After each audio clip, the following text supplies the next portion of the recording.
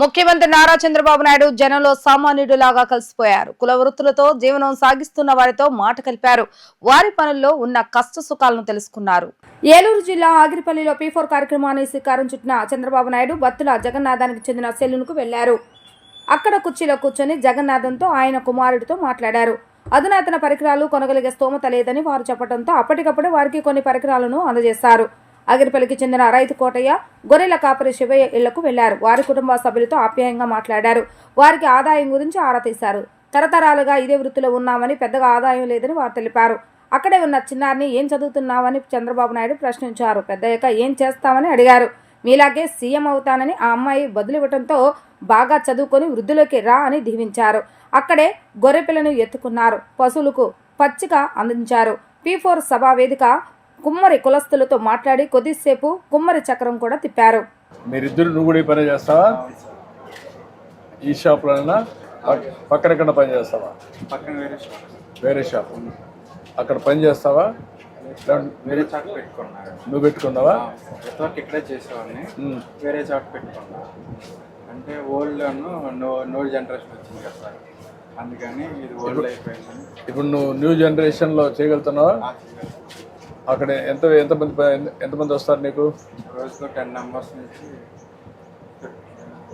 15 numbers దాకా 10-15 వస్తారు. 10-15 machines అని నీకు లేటెస్ట్ వచ్చాయా?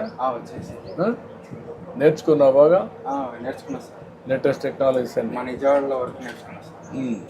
అక్కడ నేర్చుకున్నా. అక్కడ నేర్చుకుని వచ్చి నీకు ఎంత వస్తుంది ఫర్ డే? 600-700 500 వస్తుంది. ఖర్చులు ఎంత పోతుంది? ఖర్చు 200-250 సార్. అట్లా ఒక 2-3 రోజులు మిగులుతుంది. ఇప్పుడు నీకు ఒక గేదెకి ఎంత ఖర్చు అవుతుంది? అది మామూలుగా 5 లీటర్లు పాలు ఇస్తుందండి. 5 లీటర్ 60 రూపాయలు, నెలకు 300 రూపాయలు, రోజుకి 300 రూపాయలు, నెల వచ్చేవారికి 900 రూపాయలు. ఖర్చు 4000 రూపాయలు అవుతుంది. ఖర్చు 4000 అవుతుంది. నీకు ఆవరేజ్న సంవత్సరానికి మూటి మీద ఎంత వస్తుంది నీకు? మూడింటి మీద అంటే 5000 ఖర్చులు పోను ఒక 56,000 పైగా ఉంటా ఉంటాయండి సంవత్సరానికి. ఏమవుతావు చదువుకొని? డాక్టర్ అవుతావు. ఏంటమ్మా నువ్వు ఎన్నో క్లాసు? 4th. నీ పేరేంటమ్మా? ఏమవుతావు? సీఎం అవుతావు. నా కుర్చీకి ఇసురు పెడుతున్నావు. పెద్ద సీఎం అవుతావు నమ్మకం?